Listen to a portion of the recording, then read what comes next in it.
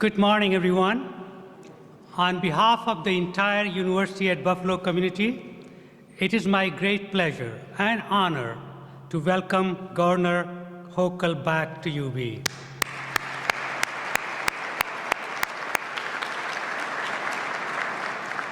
We are delighted to have the governor with us on campus, and it is wonderful she could be here at the start of our spring semester.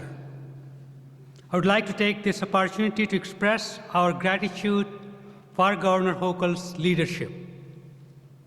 The governor has laid out a bold, exciting vision for our region, our state, and I know we are all looking forward to hearing more about it. Governor Hochul, as always, thank you for your enduring support of UB. We continue to be deeply appreciative of your recognition of UB as a SUNY flagship.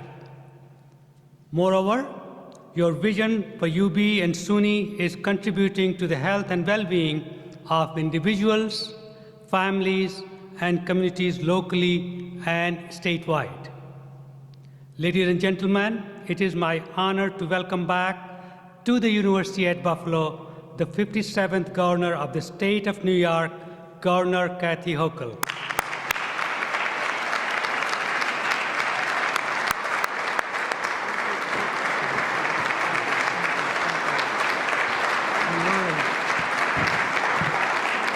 Good morning, everyone. Good morning. Please sit down.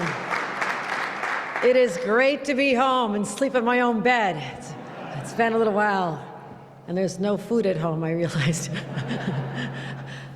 Well, as the first governor from Buffalo since Grover Cleveland, and actually the only governor from Buffalo was actually born in Buffalo. He was born in New Jersey. I set forth a goal of trying to unify upstate and downstate. And some might think it was an impossible task. But today I'm declaring success. Because for the last couple of weeks, whether you're a Jets fan or a Giants fan, I successfully united every New Yorker into becoming a Buffalo Bills fan, and that was incredible. Everywhere I went, Manhattan, Albany, North Country, Central New York, everywhere, everybody loves the Bills and still loves the Bills. And so that was exciting. So, when you step into this community, there is a different feel about it. There is this sense of camaraderie. People are close together. There's a tight bond, and it's over the Bills, but it's over everything else as well. We come through some tough weather. We've come through some tough times, and it really builds this tight feeling here, and I treasure that so much. And it's a sense of community you don't have everywhere, but there's also this toughness and this resiliency and a sense of solidarity that runs through it. So whenever I'm back home, I think to myself, where would you rather be than right here, right now? So glad to be back. Satish Tripathi, I want to thank you for being the leader of our time and making sure that this university, this flagship university, was and still is positioned to capture all the opportunities that lie before us. And I want to thank you for that leadership that has really put UB on the map and made it easier for me to declare UB as a flagship university, something we're very, very proud of. So let's give another round of applause to our host here today.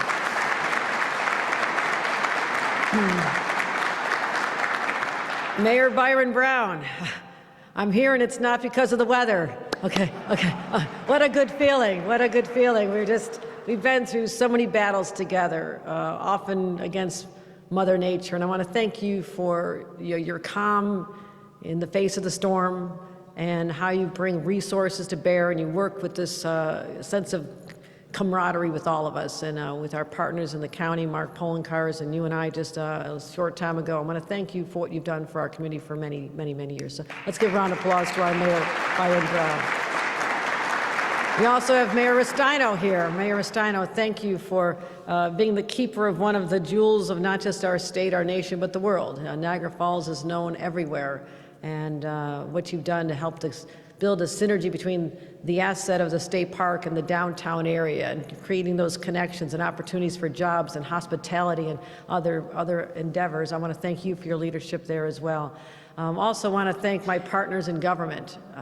We have Senator Sean Ryan has joined us. I want to thank you for your leadership and your friendship over many, many years. I want to thank Pat Gallivan, who I've known since his sheriff days, back when we were county officials together. Senator Gallivan, thank you for joining us. And Assemblymember Bill Conrad, you're a great leader. Thank you for your advocacy of your community in Albany. And Jonathan Rivera, fighting for the city of Buffalo. And Karen McMahon, and thank you for your friendship as well. So it does feel like a great homecoming to our state partners, our local officials, and to many from the community at large, the business community, labor, of course, and I want to thank all of you. But 2 Tuesdays ago, I had an opportunity to present my $233 billion plan to New Yorkers. It's a statement of both fiscal responsibility, but also ambition. They don't have to be mutually exclusive. It's really a sweeping vision for New York that prioritizes nearly a $6 billion increase in state spending without raising income taxes.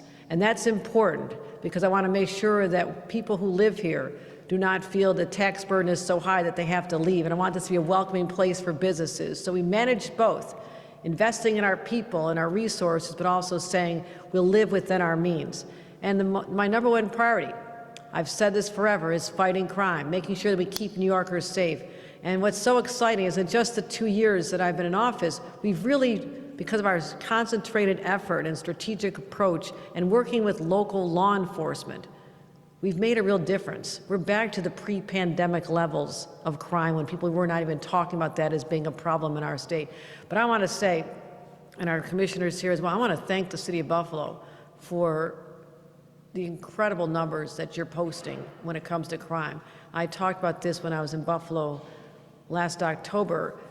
In 2023, Buffalo had the lowest number of shootings and murders on record, not just compared to pre-pandemic levels. And so that doesn't happen by accident, especially when those numbers are going up in cities across America.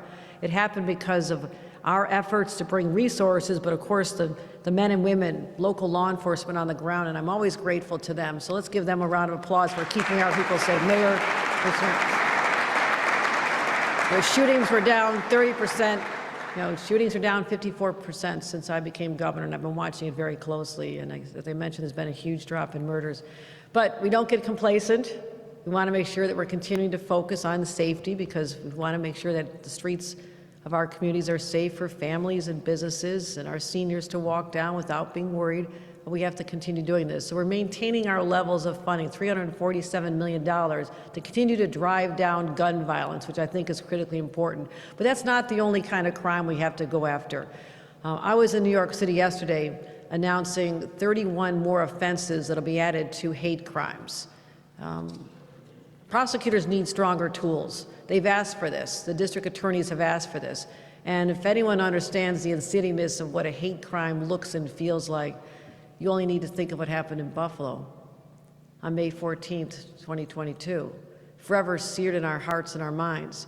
And we're still recovering from the horrific top shooting that is known, certainly the state over, but I believe the country understands what happened here. And I don't want any other country, any other community to have to wrestle with the pain and the horror of what this community had to go through because of someone who was so hate-filled and acted upon it and was radicalized online. And this is why we're so focused on what is happening online. I have more state police monitoring what's going there than ever before, so we can know in advance before something tragic happens. So that's what I'm focused on. We also added last year $25 million to help protect vulnerable sites, whether it's mosques or synagogues or yeshivas and cultural centers, where people feel that they can display their hate. And now we're talking about a way we can increase even more crimes to be included in those categories. I'm also adding $10 million to that pot, because this is non-negotiable to me. This is non-negotiable. We don't tolerate hate in the state of New York, and we will fight it. And we'll take those and make an example of those who dare cross that line and make people feel because of the color of their skin or their religious beliefs or where they come from or how they identify, that they somehow are the others and not worthy of respect. Well, that's not the New York that I'm fighting for and that we all believe in. So stand with me against hate crime across the state of New York.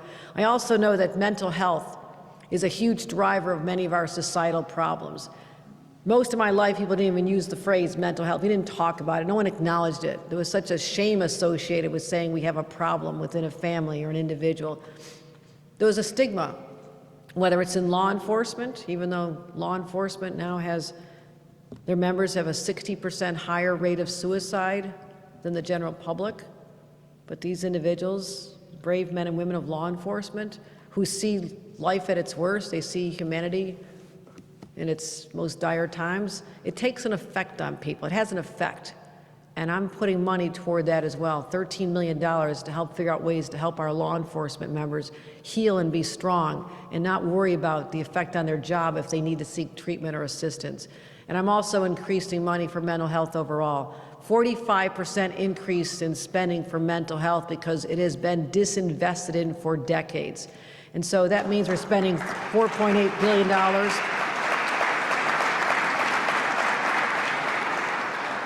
And how we spend this is intentional. Supportive housing units. We have people on our streets who desperately don't want to be there, but they can't take care of themselves. They need support. They need someone to say, welcome home. This is your home. But not just live here on your own and fend for yourself. We have supportive services right here where you live. That's what makes sense. In our rural communities, in our suburban areas, in our downtown areas, everybody needs this kind of help. And we have apartments like DePaul's Pan American Square apartments in Buffalo. They'll be opening with 150 units of affordable housing, but also supportive housing. OMH, Office of Mental Health, 80 units right there to help the very people I'm talking about.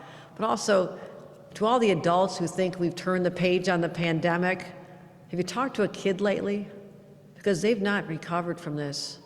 It is really sad, and I don't think people could have foreseen this when we were dealing with the isolation and people just, communicating by Zoom. The effect on our kids, and even grade school children, is still lingering.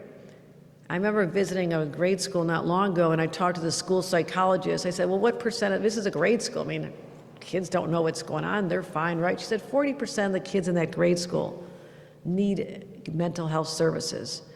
And there are just not enough people in the schools. So I said, I want to make sure that every single school that will take one will have mental health clinics in the schools, because parents don't have time to go make an appointment with somebody, a counselor, and leave their own jobs and get the kids out of school. It doesn't work. Let's help these kids get the support they need now so we don't end up having to take care of them for a lifetime. And that's what we're focused on. And never before has anyone spoken about this the way we have. And I'm appreciative of all the partners I have in the legislature who understand this as well. We also, despite years of effort, we've not turned the corner on the scourge of the opioid epidemic. It's still real. It is still raw. There are still families losing loved ones. I remember always in Buffalo opening up the obituary page. For the longest time, you saw such young faces. It used to always be the elderly, who lived a good life. Now they were young people, kids in their 20s, 30s. What's happened? So we have to continue bringing the treatment, the prevention programs, the resources to communities that are devastated. So we're bringing $47 million for addiction programs across the street, or across, not just across the state, but that's $47 million for Western New York alone. $47 million for this community. So when we talk about residential treatment, crisis beds, and state-operated addiction treatment centers, so it's not just about the mental health, but it's also just how we're taking care of our kids. And we're continuing to make historic investments in our schools. And since I became governor, we've increased aid to Western New York schools, not by 1 or 2 or 3%. In 2 years, we've increased aid to by 20%.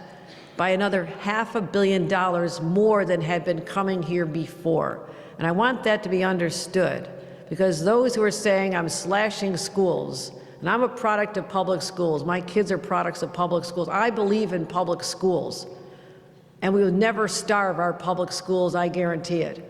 But let's look at the fact that when you increase funding by 20% in 2 years to make up for lost time, that you cannot sustain those levels of increases going forward. This is called making up, and then you continue to manage at normal levels that communities can afford, that the taxpayers can afford as well. And that's something I'm proud of, the money we've invested here already.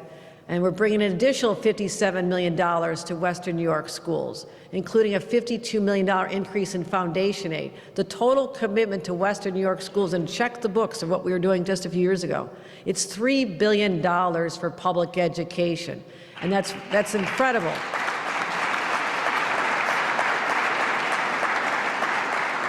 And I also want to point out the fact that there are some schools that are not receiving what they had before, but I want you to check one thing. Check out the surpluses. Check out the surpluses in those schools.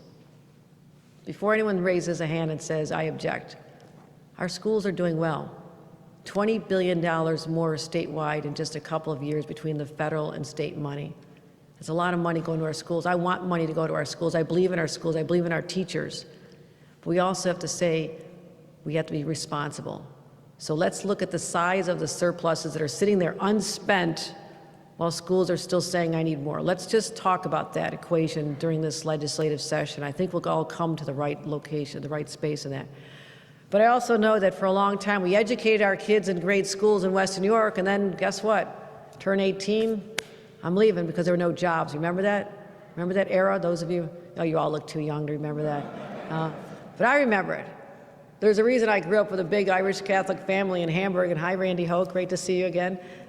In Hamburg, all educated local schools, and I'm the only one left. There were no jobs at that time. They all wanted to stay. Nobody could. The steel plant shut down. Uncles lost their jobs. Luckily, my dad had left before then. My grandpa had worked there. We know what that felt like, where our greatest export was our kids. For the longest time, we made Austin, Texas, and North Carolina what they were. It was all New Yorkers, Buffalonians. I'm here to declare that that exodus is over. We are now the place that people want to be. Young people want to live here. They understand the energy that's been created over the last few years, and they're not leaving us. They want to stay, and they're being educated at great institutions like this flagship. We are so blessed to have this, but we also need for those who want to get the skills to do things like build the stadium that I'm heading out to next. We have to get workforce training for them. So we're allocating $200 million to build 4 new workforce development programs across upstate New York with a special focus on the 190 corridor, meaning Buffalo, Rochester, Syracuse are going to be recipients of this funding. Let's replicate what we saw at Northland. Northland is an incredible model. I've been there so many times, right, Mayor? We go there all the time. It's a great success story right here, and I said I want to do more of this, and that's exactly what we're going to do. We're also making sure that we're training the workforce for the transportation and infrastructure opportunities we have here, an important part of my commitment to this region. We have to repair the roads. Unlike Florida, we have brutal winters, and we have to keep repaving and filling the potholes year after year after year. $102 million will come to this region for those potholes and the highways and the bridges to restore them and make sure that they are prepared for the years to come. But also an important part of our identity are the canals and the waterways. They were such an important part of our history, transforming 200 years ago Buffalo from a sleepy little village to a bustling commerce center because of the Erie Canal. And it's got a great story behind it. As we approach this anniversary, I want to make sure that those communities along it are kept vibrant and ensure that these canals are strong and not in disrepair, that they're maintained for the next 200 years. So we're committing $50 million to repair the locks and the dams and mitigate the flooding and improve resilience there. Because if we don't invest now, this jewel, this part of our identity will be gone forever. And we're able to recreate along the canal in great communities like Tonawondas and Lockport, and I take my boat there. It's an extraordinary experience. We also have incredible state parks here. I hope you all have a chance to visit them, and we're investing over $200 million in our state parks because, again, we had the first state park in America right here at Niagara Falls, and others have followed, but we also have an obligation as the stewards of these jewels to make sure that they're maintained. I was at Niagara Falls just a few weeks ago, cutting the ribbon on the $46 million Ralph C. Wilson Welcome Center. I don't know if you've been there yet. It is extraordinary. It opens up the vistas like never before. You just got to wonder, what were they thinking when they did the last visitor center? It was kind of dark and dreary. It's like, really, this is welcoming? Whole different experience. I encourage you to stop by there. And we're not stopping there. We're investing over $7 million in state parks, from Woodlawn State Park to the Genesee Valley Greenway, all the way down to Long Point State Park. And so I also want to take a minute to note that we're thinking about our parks and how they're maintained. We have public servants who put themselves at risk to take care of those parks. And last week we lost a state parks employee, a 32-year-old, Aaron Peters, who was killed on the job maintaining our parks. I just want to make sure that we don't forget those people that are out there, the unsung heroes who sometimes lose their lives, making sure that our state's assets are kept so beautiful. And I want to make sure we keep him and his family in our prayers. There's another issue that we have to deal with a sense of urgency. And I raised this last year, housing. For the longest time, Western New York, one of our greatest assets, was plentiful housing supply. Because remember I told you all the people who left? They left houses behind. There were plenty of houses. And they were affordable.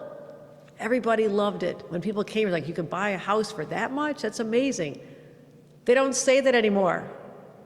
Now, that means that people have wanted to come and it drives price up. I understand that when there's more people than there is inventory, but it's now a crisis. The rising cost of housing is at the center of our entire affordability crisis, because the highest cost you're going to pay every month is either your rent check or your mortgage check, right? And that just keeps going up and affects so many New Yorkers. And we just don't have enough housing. We just don't have enough housing in the state of New York. And it's easy to say that's a New York City problem and downstate. It's not a downstate problem anymore. It is there, and it's also here. And we are, as we know, one of the hottest housing markets in the nation. I mean, we all felt proud of that, right? But that means if you're trying to buy a house, good luck. Good luck, because the supply is down. And all those young people that are growing up here and going to our great schools and getting educated here, and now they have a job here, but they can't stay because there's no housing. That's what's happening downstate. Let's not let that happen up here. We see the trends. We know what's happening. So let's be aware of it now. And people want to stay here. That's the good news. But 1/3 of Buffalo tenants spend 50% of their income on their rent. Now think about that. 1/3 of tenants spend half of their income on their rent. Over half of the people spend 30% or more. We have to worry about rural communities as well. You know, we're going to provide low-income housing out in some of our rural areas that are just sometimes feel like they're forgotten, and help them have the stability of a home. So let's be conscious about this. And we put forth a 5-year, $25 billion housing plan. We'll build and preserve over 100,000 homes. But think about that. Our state needs 800,000 homes. For $25 billion, we get 100,000 homes. So it can't all be funded by the state. We need to break down the barriers that are in place for private developers to step up. And I'm not just talking about affordable housing, I'm talking about market rate housing as well. Just start building some more. And I also put forth $500 million in capital funds to develop housing, 15,000 units on state-owned land. I'm looking everywhere. Why not? Why not? Let's give people the dignity of a home that they can afford. That's the difference. But more housing needs to be built. And now we have a designation called pro-housing communities. What does that mean? For communities, and there's many, we're going to talk about this in a couple of minutes, the Downtown Revitalization Initiative, New York Forward, other programs, extra sewer funding, there's all sorts of initiatives that we've now put into a pot of $650 million. That's an incentive for communities that have been resistant to growth, and some are not, for them to realize if we want to apply for that pot of money, they need to be designated as a pro-housing community, which simply means go to your town board. Here's the draft resolution. We have it for you. Commit that you'll build. Commit that you'll build a certain percentage every year, and then you'll have access to more resources. So that's what we're trying to do. Everybody said that we want more carrots than sticks. There's your carrots, everybody. Make sure you come and eat them, because we need the housing built. We need the housing built. And also, where else are we investing? Healthcare.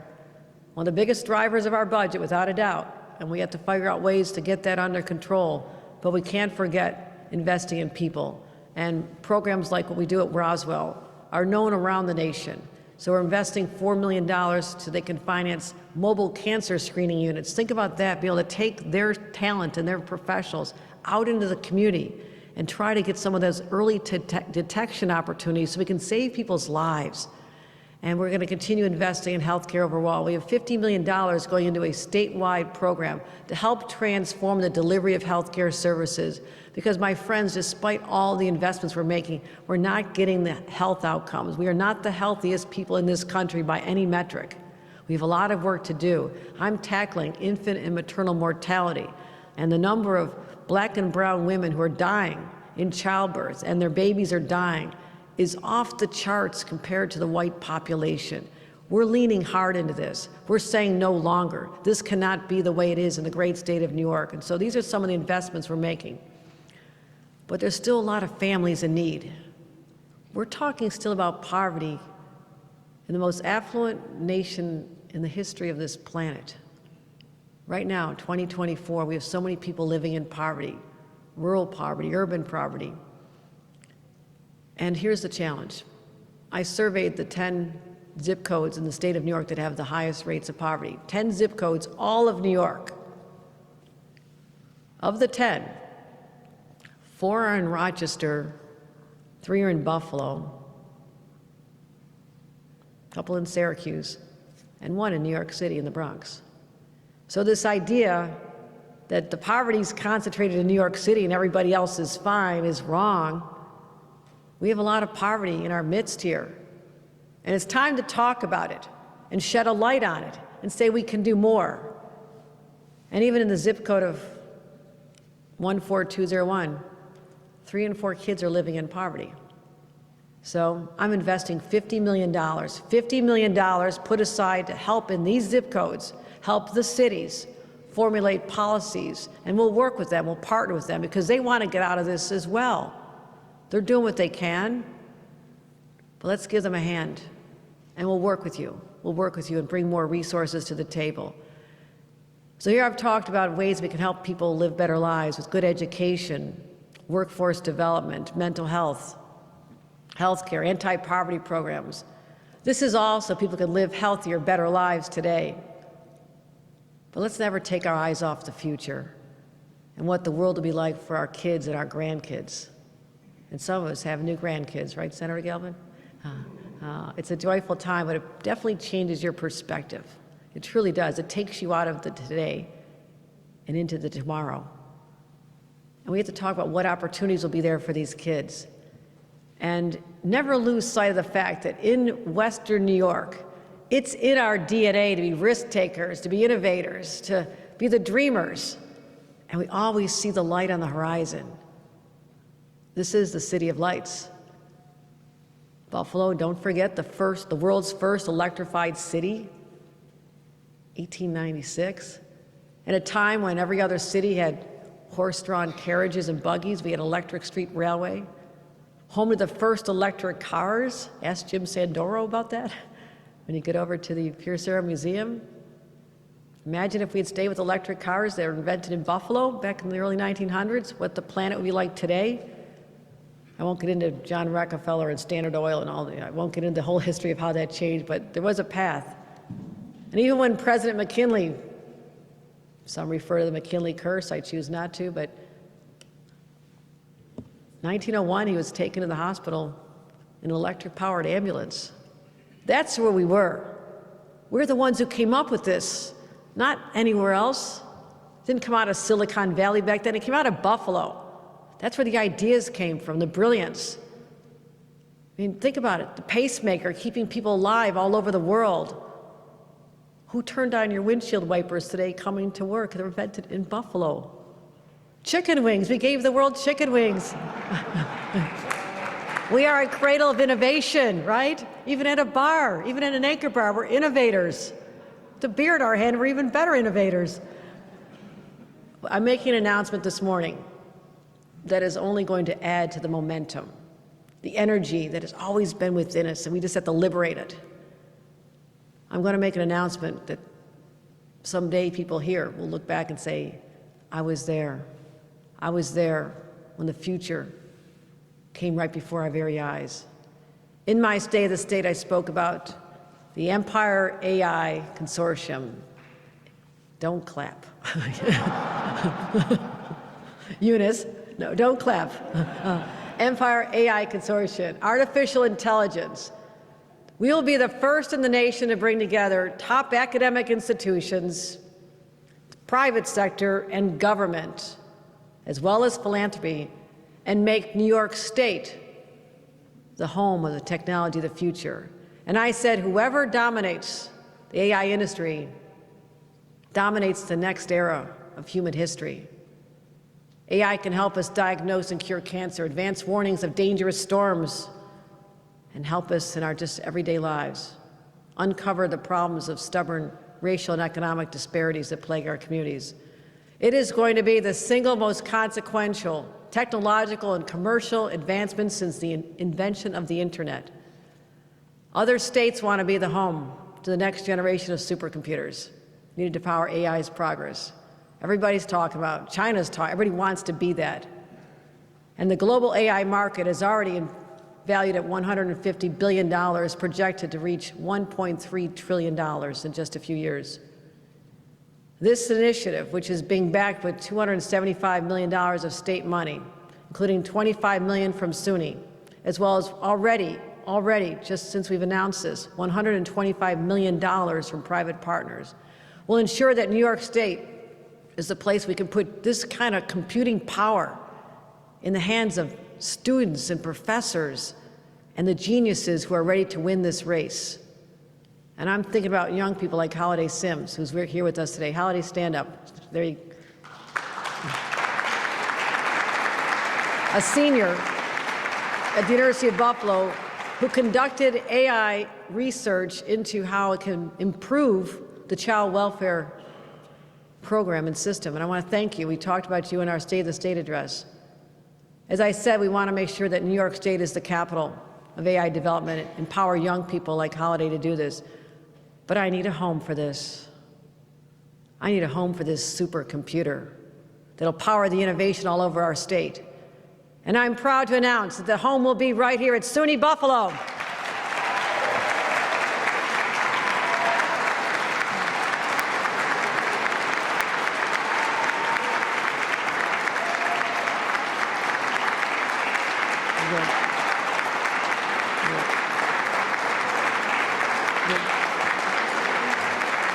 Thank you. There you go. This is exciting, exciting day. All right, it's not a Super Bowl, but it's the best I could do this week, okay? The center will be a global leader and usher in unlimited possibilities and a future for this area that it never could have foreseen. It's already happening here. We're already starting. It's not just with this supercomputer. I'm also proud to announce that Tesla is investing $500 million to build their next supercomputer right here in Buffalo. How about that? 2 supercomputers for one community. And this is going to continue, this cycle of possibility. I mean, people think about Silicon Valley. A few businesses went there in the 60s. They exploded in the 80s.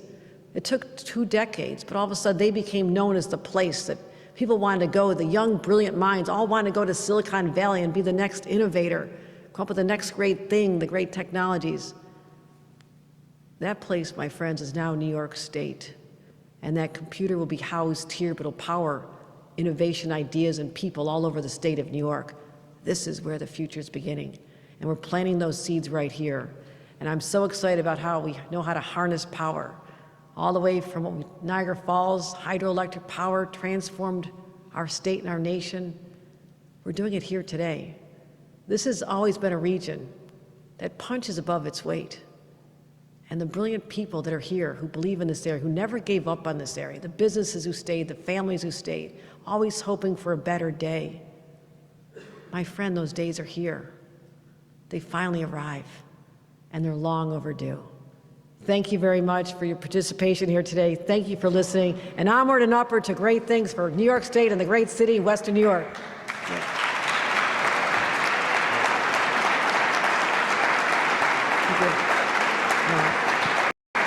Now, One thing I also want to talk about, as I conclude my remarks on the budget, there are so many great communities that are doing so much. And I want to continue investing in our communities. And that's where the DRI and the New York Forward Initiative comes into play. I'm real excited. I love this program. It's $10 million in one shot going to the city of Tonawanda for $10 million. Now, what I would say is, when I was on the town board of Hamburg for 14 years, trying to scrape together a few dollars from this grant and that grant and this grant, and maybe someday over time it'll all add up, but I know how hard it is. And to have a program where a community comes together and the residents and the businesses and the elected officials all band together and put forth a vision and say, we can do better. If we had $10 million, we could transform our streetscapes and make connections to the waterfronts and build affordable housing and work on the facades and the signage and just bring back the luster to downtowns that had lost it over time. It's an incredible program. So I'm really, really proud of the city of Tonawanda for what they're doing and their leadership in this. And Tonawanda, the word comes from a Tuscarora word for confluent stream, because it's at the intersection of three waterways, the Erie Canal, the Niagara River, and the Ellicott Creek. And what great potential it's had. And just as the waters come together, so will our businesses in a cohesive way and transform our downtown into one that is incredibly vibrant. So Tonawanda is ready to take the next step. They're excited. I want to congratulate Mayor John White for his work and his team's work on this. Let's give them a round of applause.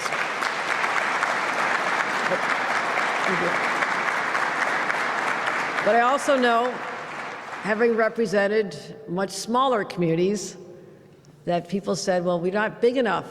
You know, we don't have enough to spend $10 million on. We're a little intersection. We're just a little town or a little community, a little hamlet. And I said, all right, we'll have a new program. We'll call it New York Forward. So we have a program similar to DRI, but it's $4.5 million available for our smaller communities. And I'm really proud to announce that the village of Gowanda and the hamlet of West Falls are the winners today. Let's give them a round of applause.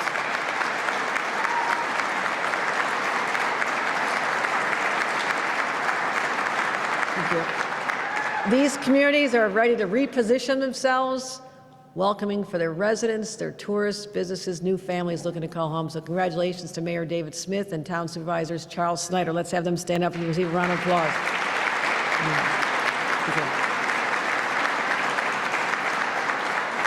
So, the budget, DRI, it is a great day. It is a great day here in Western New York, and I want to thank all of you for being such a great audience and making me feel so welcome every time I step foot in Western New York. Thank you, and let's bring up some of our winners. Please remain seated for the presentation of the checks.